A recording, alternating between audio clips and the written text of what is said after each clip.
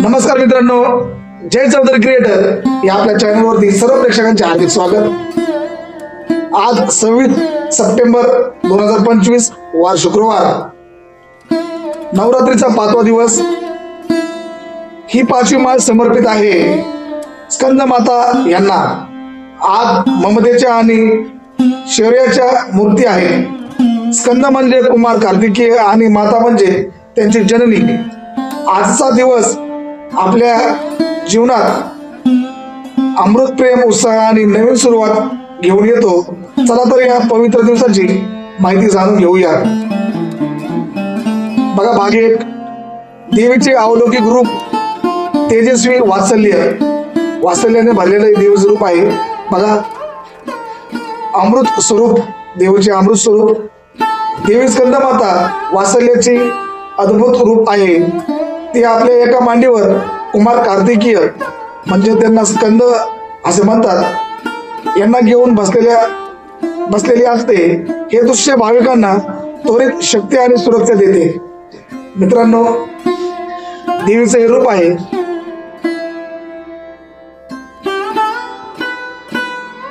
एका मांडीवरती कार्तिकेयांना म्हणजे त्यांच्या मुलांना ज्यांना स्कंद म्हणून आपण ओळखतो किंवा त्यांची नाव आहे स्कंद म्हणतात त्यांना। जसं ते आपल्या आईच्या म्हणजे देवीच्या मांडीवरती बसलेले आहेत, त्याचप्रमाणे आपण देवीचे रूप पाहतो त्यावेळेसही आपणही आपल्या आईच्या मांडीवर बसल्यासारखं वाटतं आणि जगातल्या कोणत्याही वाईट शक्तीपासून आपण सुरक्षित आहोत, एका सुरक्षित ठिकाणी आपण बसलेलो आहोत अशी आपल्यालाही भावना त्या ठिकाणी निर्माण होते आणि शक्ती आणि सुरक्षा ही आपल्याला त्वरित प्रदान होते या देवीच्या रूपामुळे। दुसरा भाग बघा, दुसरा मुद्दा बघा, वाहन आणि मुद्रा। देवीचे वाहन कोणते आहे आणि त्याची मुद्रा बघा। देवी सिंहावर विराजमान आहे। तिला 4 हात असून ती आपल्या 2 हातात कमळाचे फूल धारण करते, तर उर्वरित हातावर आणि अभय मुद्रा दर्शवतात। हे रूप शांत, तेजस्वी आणि अत्यंत वात्सल्यपूर्ण आहे। बघा मित्रांनो, देवीचे वाहन कोणतं आहे? सिंहावरती विराजमान आहे। आणि देवीचे मुद्रा कोणती आहे? तर ती आपल्या दोन्ही हातात कमळाची फुले धारण करते, तर उर्वरित हात वर आणि अभय मुद्रा दर्शवतात, म्हणजे आपल्याला आशीर्वाद देतात आणि अभय दर्शवतात। आजच्या देवीची ही वाहन आणि मुद्रा देवीची आहे। भाग दुसरा बघा, देवीने केलेला दैवी पराक्रम, शौर्य आणि मार्गदर्शन। बघा, देवीने कोणता पराक्रम केला होता? तारकासुराचा वध। पहिला काय? तारकासुराचा वध। देवी आणि मानवांना पीडा देणारा, बघा, देव आणि मानवांना पीडा देणाऱ्या तारकासुर नावाच्या महाकाय राक्षसाचा वध करण्यासाठी देवीने पुत्र स्कंदाला जन्माला घातले आणि त्याला युद्धकलेचे मार्गदर्शन केले। देवांना आणि मानवांना एक राक्षस खूप त्रास द्यायचा, त्याचं नाव आहे तारकासुर। त्याच्या वधासाठी देवीने स्कंद म्हणजे कार्तिकेयांना जन्म दिला आणि त्याला युद्धाचं प्रशिक्षण दिलं। पुढे बघा, महत्व बघा। आता स्कंद माता केवळ माता नाही, तर आपल्या पुत्राला धर्मरक्षणासाठी तयार करणारी एक शूर मार्गदर्शिका आहे।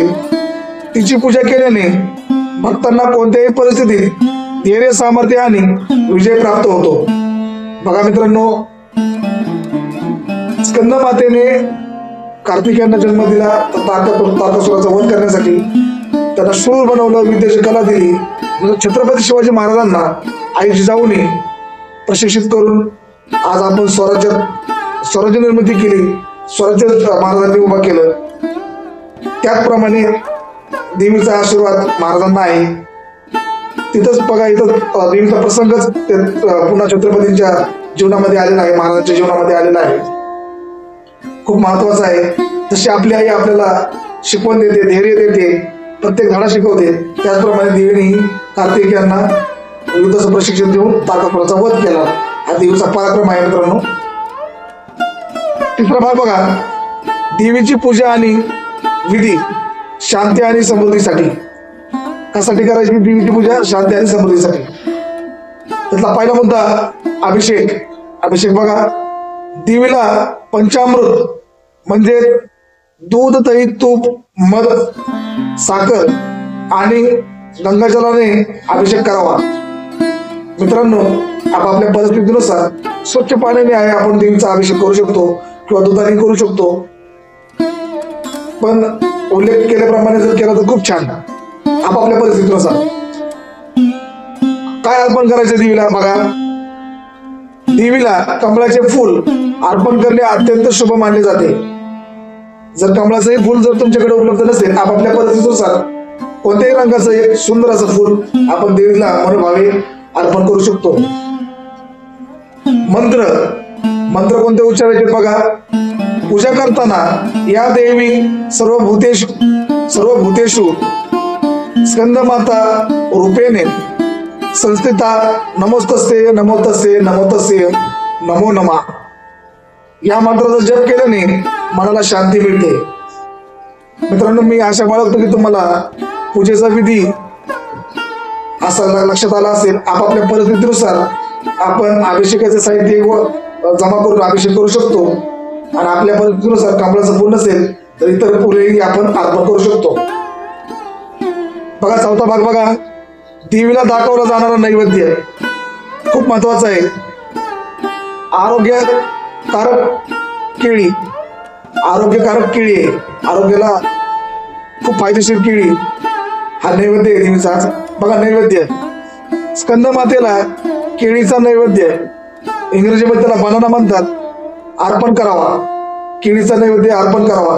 हे आरोग्यासाठी खूप लाभदायक फळ आहे. बघा, फळ कोणतं आहे? केळी हे उत्तम आणि आरोग्य आणि समृद्धीचे प्रतीक आहे. हा नैवेद्य दाखवल्याने कुटुंबात आनंद टिकून राहतो.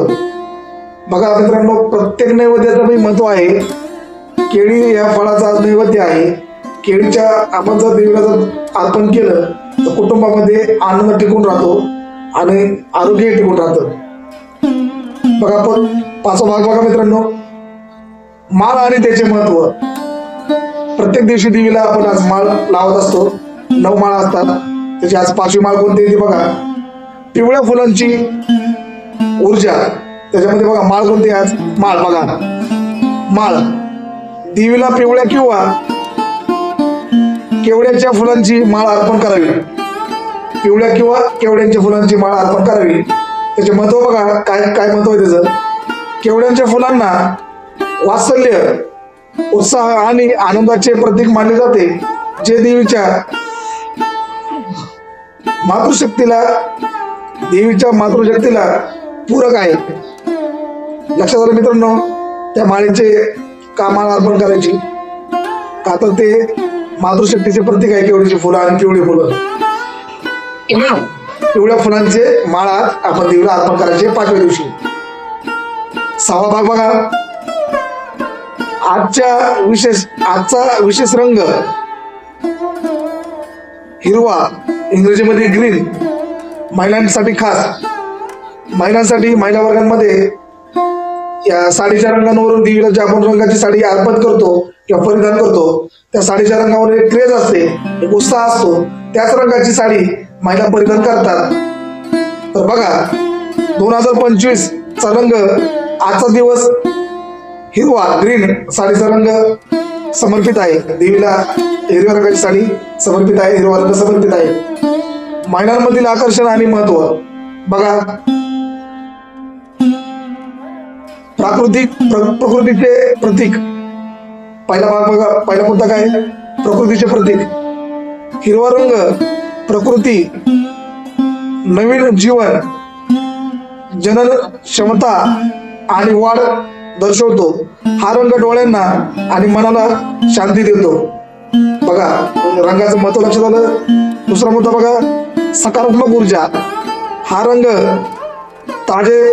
ताजेपणा आणि उत्साहाचे प्रतीक आहे. हिरवी साडी परिधान केल्याने महिलांमध्ये सकारात्मकता, आशीर्वाद आणि संतुलन निर्माण होते. जीवनातील नवीन कार्याची सुरुवात करण्यासाठी हा रंग अत्यंत शुभ आहे. बघा मित्रांनो, हिरवा रंग खूप शुभ आहे. मग मी आशा बाळगतो की तुम्हाला रंगाची माहिती लक्षात आली असेल व त्याचे महत्वही लक्षात आले असेल. 7वा भाग बघा, समाजाचे प्रबोधन. आपल्या या भागातील विशेष भाग आहे हा. आपण समाजाचं प्रबोधन करतो. त्याचा विषय बघा काय आहे, महिलांचे शिक्षण आणि करिअर मधील स्वातंत्र्य. खूप महत्वाचं आहे. सक्षम मातृत्वासाठी शिक्षण. बघा, ज्याप्रमाणे स्कंदमातेने आपल्या पुत्राला घडविले त्याचप्रमाणे आजची माता आणि मुलगी स्वतःला घडवत आहे. हा दिवस महिलांच्या शिक्षण आणि करिअर मधील स्वातंत्र्याला समर्पित आहे. त्यातले मुद्दे बघा. पहिला मुद्दा, शिक्षणाची शक्ती. बघा याच्यामध्ये काय,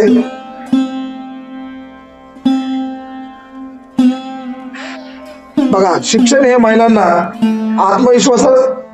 आत्मविश्वासाने जगण्याचे आणि कोणत्याही परिस्थितीत स्वतःच्या पायावर उभे राहण्याचे सामर्थ्य देते. घरातूनच मुलींच्या शिक्षणाला महत्व दिले पाहिजे. आपण घरातूनच मुलींना शिक्षणासाठी प्रेरित केलं पाहिजे आणि त्यांना महत्व दिलं पाहिजे. दुसरा मुद्दा बघा, उदाहरणासह बघा, आम्ही उदाहरण दिलं याच्यामध्ये.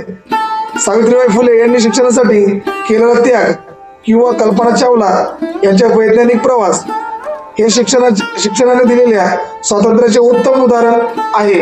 शिक्षण हा महिला सक्षमीकरणाचा आधारस्तंभ आहे. तिसरा मुद्दा बघा, करिअर निवडण्याचे स्वातंत्र्य. महिलांनी केवळ पारंपरिक भूमिकेमध्ये न अडकता आपल्या आवडीनुसार आणि क्षमतेनुसार पायलट, इंजिनियर, उद्योजिका असे करिअर निवडण्याचे पूर्ण स्वातंत्र्य मिळायला हवे. बघा मित्रांनो, प्रत्येकाला स्वातंत्र्य मिळायला हवे. घर आणि करिअरचा समतोल साधण्याचे कौशल्य त्यांना विकसित करता आले पाहिजे. चौथा मुद्दा बघा, कुटुंब आणि सामाजिक भूमिका. कुटुंबाने आणि समाजाने महिलांच्या व्यावसायिक आकांक्षाचा आदर केला पाहिजे. मुलींना शिक्षण आणि करिअर मध्ये मदत करणे हे केवळ त्यांची कौतुक नाही तर समृद्ध समाजाच्या निर्मितीसाठी समाजाचे कौतुक आहे. मित्रांनो, मी आशा बाळगतो की आमचा हा विशेष भाग आपणास आवडेल आणि आम्ही केलेल्या मार्गदर्शनानुसार आपण आपल्या जीवनामध्ये बदल कराल. आजच्या या भागाच्या निष्कर्षाकडे पोहोचत असताना आम्ही आमच्या चॅनलची जाहिरात करू इच्छितो. चला, या नवरात्रीत प्रत्येक मुलीच्या शिक्षणाचा आणि करिअरच्या स्वातंत्र्याला हिरवीगार नवी दिशा देऊया. जय चौधरी क्रिएटर